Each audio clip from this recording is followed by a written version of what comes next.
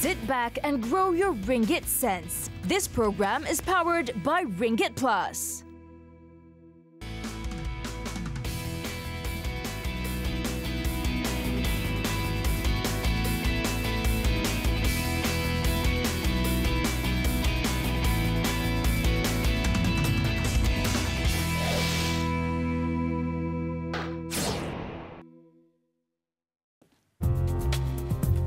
Hello there, I'm Azaria Tagaya and welcome to another episode of Ringgit Sense Plus. This week, we're looking at home ownership and filing income taxes.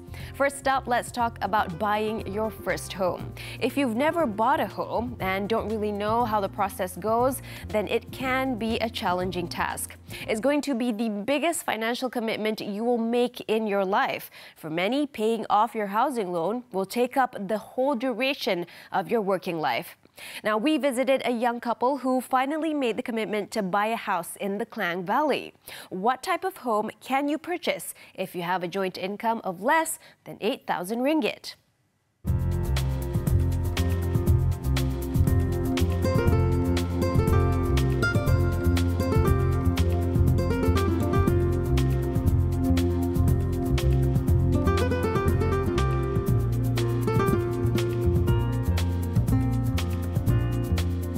Jordan Tan and his wife Noel Chu are both in their early 30s. A year ago, they finally decided to invest in a compact 650 square foot apartment in Petaling Jaya. While waiting for their apartment block to be built, they're renting a similar unit here. Both work in the property industry, so they do have experience in the property market themselves. After searching the market, Jordan and Noel managed to buy their unit for 350,000 ringgit. This apartment is typical of what many developers are building these days, which are smaller-sized units between 600 to 800 square feet with 2 bedrooms plus 1 utility room. Yeah, so jom. So yeah. Okay, so tell us about this room. Is this one of the bedrooms? Yeah. Okay, technically and officially speaking, this is not a bedroom. This is a utility room, it's a maid's room. Yeah, but if you were to ask me, I love to put a single bed here. I can always have my friends to stay over, my sister or brother. Yeah, the space is just nice, and this is what a lot of people have been mentioning. You know, do you want a 2-bedroom or 3-bedroom, or maybe it's a 2+1? It depends on how you use it. The third room, in this case, is a utility room, and it's a very versatile room that you can use for office, prayers room, study room, gaming room, and even a bedroom.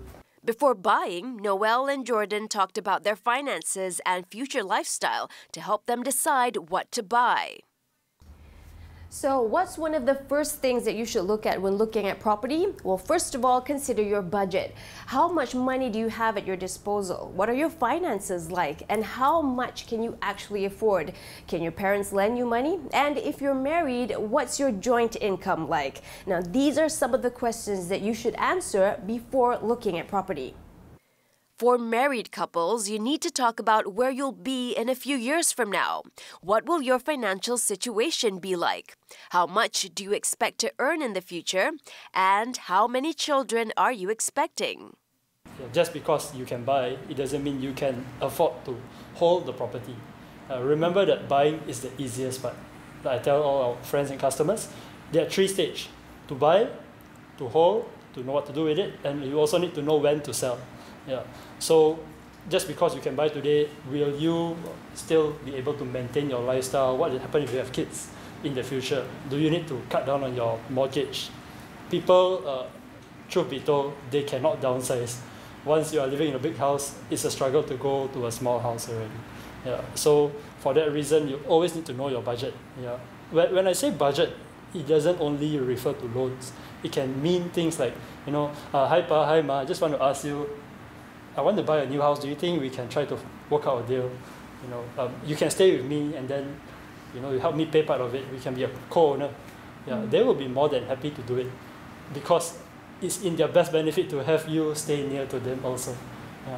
What about when you're thinking about the future? Like, you might be staying there for a few years, maybe longer. Yes. You might be having a family, maybe not. Exactly. So what are some of the things that people should think about when they're first-time home buyers and also thinking about the long term? This is a very good question. Again, I have many people who approach us and they ask me, I want to buy a house. Help me. I said, what kind of house do you want? I don't know. You cannot do that. Yeah, you need to know what kind of house. So the thing is that actually a house is one of your biggest investment. You will need to look at it like the house is actually complementing you. In other words, you need to know what do you plan to do with yourself first before you buy a house. Yeah. Where will you be going 5 years from now? Will you be married? Will you have kids? Will your parents be moving in with you? Will you be going overseas and coming back occasionally? All of these factors actually will determine where will you stay and what kind of house do you need.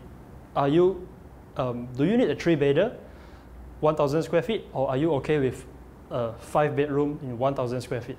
Yeah. Everything is a compromise. A bigger house means smaller rooms. Bigger rooms means bigger house, means more expensive. So this is the kitchen area for this unit. Now you can put in your own stove or induction cooker, whatever you choose, but it's not such a big space. Now you cannot cook up a storm here, but most of the people who live in this type of unit usually eat out. So the thing that you have to consider when you're looking for a place, when you're looking at property, is you have to consider your type of lifestyle. You know, my parents are pretty traditional. They always say, get a landed house. Don't even look at condo, just get a landed. But the thing is, we cannot afford a landed at our age, at our stage in life, at our kind of salary that we're getting. So when I was discussing with Jordan, we were talking about condos, and I was like thinking, why a condo? Is it that much better? My dad's like constantly behind me saying, no, landed all the way. So the landed in our place would cost us easily 4,500 per month in installment, not including living costs. So total will be 1 million lah. So then he was saying that actually, as a person in real estate, you can actually progress in life. It's okay to give up your house later. Maybe start small, buy a house, and sell it off maybe 5 years later and upgrade. You can upgrade in life. You don't have to hold on to that one big house, not like our parents' time.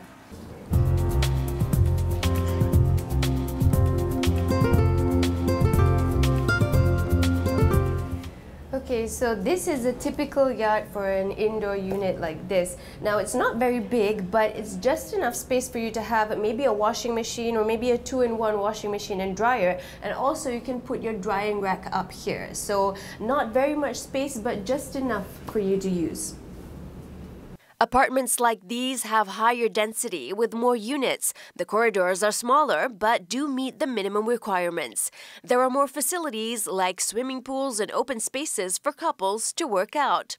So in a way, you can save on your gym membership. Their unit comes with 2 parking lots, something that was important for Jordan and Noel, who find that they have to drive frequently in their line of work. There is an MRT station being built nearby, so they have the option of taking public transportation in the future. 5, 4, 3.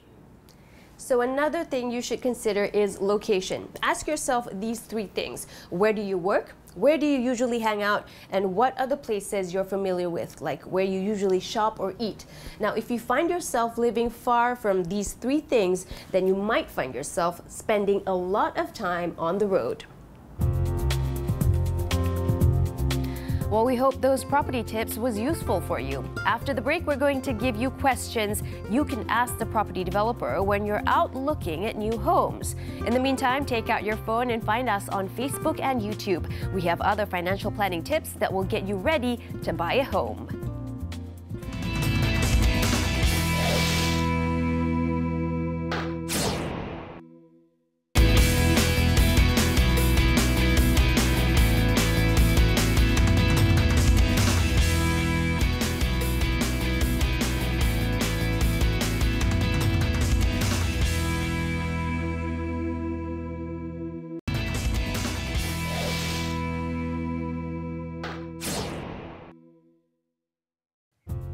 Thanks for staying with us on Ringgit Sense Plus. You're still with me, Azaria Tagaya.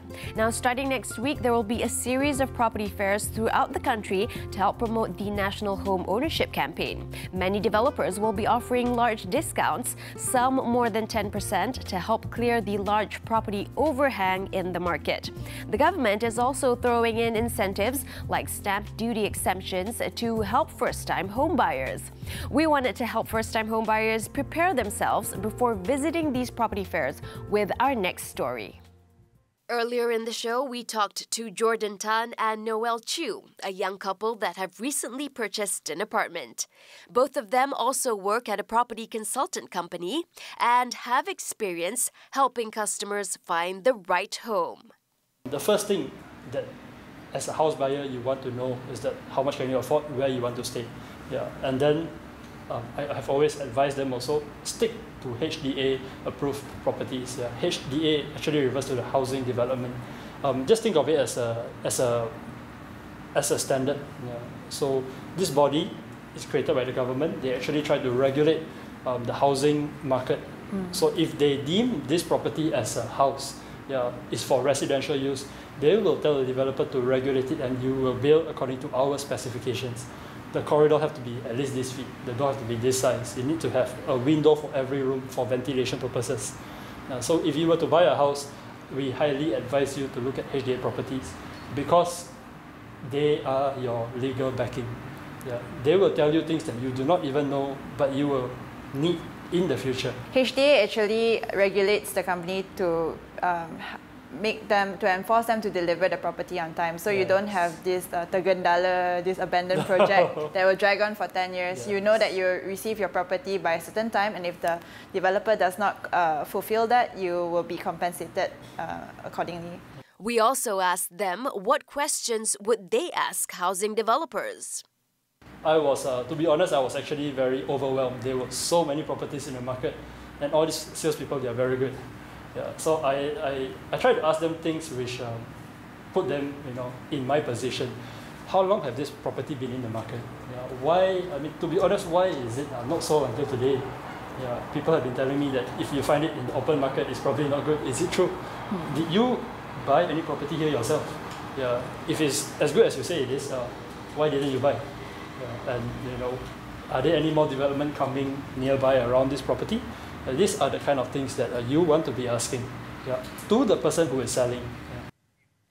Now, we also spoke to the Honorary Secretary General of the National House Buyers Association, HBA, Datuk Chang Kim Leung, to get his views on the topic. And he gave us 3 tips on how to prepare yourself before visiting a property fair. Firstly, find out whether the land that the property is built on is of residential title or commercial title. Residential title attracts residential tariffs, where commercial title attracts commercial rates. This means things such as the electricity, water, and Indah water services will all be charged commercial rates, whereas the tariffs for residential title land is typically lower. The second thing you want to look at is the developer's track record, seeing as there have been lots of abandoned projects or projects that have been delayed. Consumers can do a quick check on this at the website for the Ministry of Housing and Local Government. And last but not least, HBA advises consumers to examine the quality standard of the developer. HBA has also suggested that the Ministry of Housing come up with a home ownership education program. This is to raise the financial literacy among consumers in order to fully understand the intricacies of buying property. This includes pre-purchase education, such as undertaking the process of budgeting to buy a house, coming up with the initial deposit, and understanding the types of loans that are in the market. According to HBA, also crucial is post-purchase education. After buying a house, consumers must know how to budget for monthly expenses. Also, find out what are the expenses that need to be paid, like maintenance charges and service charges. A final tip for consumers before visiting a property fair or looking at housing options is to never be hasty.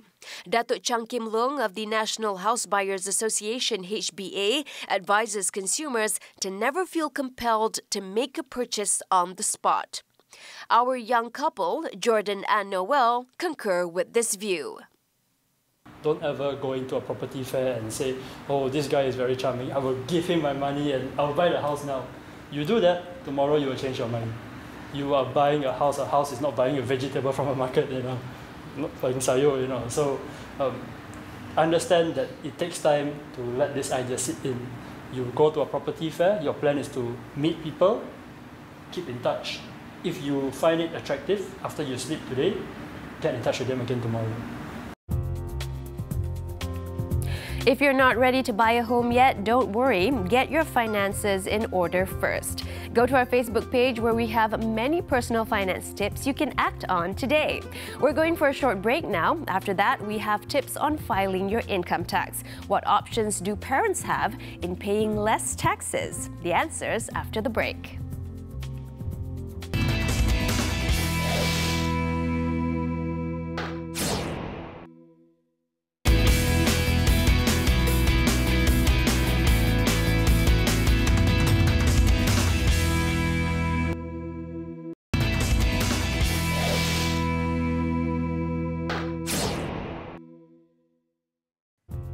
The deadline to file your taxes is in April, but why wait to do it when you can file your taxes now? What are the reliefs available for parents that they should be looking out for? Here's some tips to maximize your tax returns. According to Dato' Abdul Aziz Abu Bakar, the president of the Association of Malaysian Tax Accountants, MATA, the biggest relief parents should focus on is the Ssp N Relief. For those filing their taxes this year, you can claim up to 6,000 ringgit when you contribute to your children's National Education Savings Scheme, or better known as Ssp N account. This amount is for the net amount in the Ssp N account minus withdrawals. Here's what it means. If you've deposited 6,000 ringgit into the account in January 2018, but you've withdrawn 2,000 ringgit in December 2018, then you're only entitled to claim a relief of 4,000 ringgit. This relief is for all Ssp N contributions made for your child. So if you have 2 children and the total amount contributed to their account is more than 6,000 ringgit, you're still capped at the 6,000 ringgit amount. If you haven't opened an Ssp N account for your child, this is a good year to start contributing to it regularly, as relief amount has increased from 6,000 to 8,000 ringgit for 2019. What this means is when you file your income tax next year, you can claim up to 8,000 ringgit. According to Dato' Abdul Aziz, of all the reliefs available, this is the only one that encourages saving. The rest, such as medical expenses, education and lifestyle, are for cost of living. PTPTN has also recently announced dividends of 4% for Ssp N in 2018. This, plus the tax relief, makes Ssp N an attractive tool for parents to save for their children's education. Besides the Ssp N relief, parents can also look forward to the child relief that they can claim for each child. For those who are also caring for elderly parents, make sure you keep the receipts for their medical bills, as you can claim reliefs of up to 5,000 ringgit. If you have siblings, Dato' Abdul Aziz offers this tip. If your mother ends up in hospital and the bill is 20,000 ringgit, have the hospital split the bill among the siblings. So if you have 4 siblings, each sibling can claim 5,000 ringgit as the bill will be in their name. Another way to do it is to have each sibling pay the deposit of 5,000 ringgit individually so that they can have their own receipt for the deposit. Dato' Abdul Aziz also says you should file your taxes even though your income falls below the minimum taxable amount. He gives an example of those who have a second job of driving ride-sharing or those who do business online. While the salary from your day job may be below the taxable amount, with your additional income, you're now earning more, which makes you liable to pay income tax. They need to declare. Because you see, with the current economic scenario, we understand if you are having an employment income of less than 4,000 per month, but you are doing additional jobs. For example, you are a Grab driver. For example, you are doing online business at home. And if your chargeable income it is more than $4,000 a month, you need to declare. You have to file your return form. Not the borang BE is for employment. You need to file the B. The form B, which you have to file in latest by 30th June. So it is always good to file if you should know. You should know if your income is more than $4,000 a month, your gross income. You need to file your return form. It's always good. But my advice is actually just file. Just file the return form. I think it is not difficult to file the return form. You can do it based on e-filing. If you have a second property that you're renting out, you should also declare this income. The good news is you can claim for the cost of renting out the property. Things like paying an agent's commission, the painting of the place, and repairs made. According to Han Liu, the CEO of Ringgit Plus, there are changes in Budget 2019 that taxpayers should take note of. The major one that pretty much affects a large percentage of people, the population of taxpayers, is the restructuring of the Epf Tax Relief.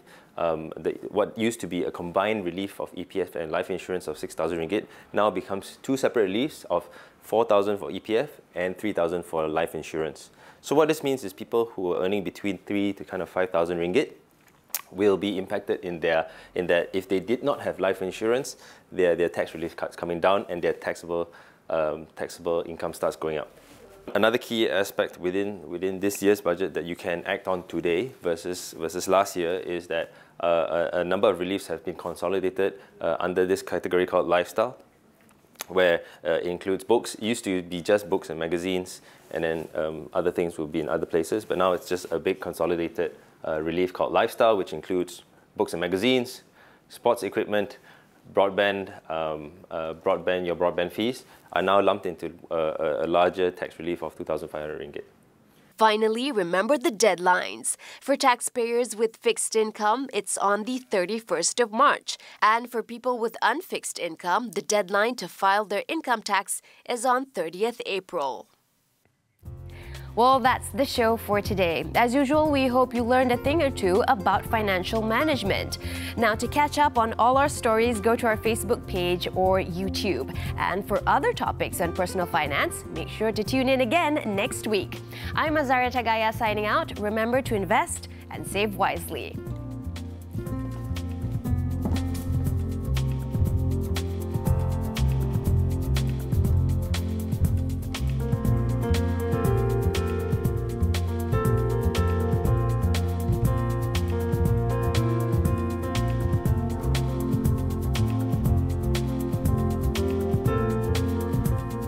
Tune in next week and visit ringgitplus.com today for more Ringgit wisdom. This show is brought to you by Ringgit Plus.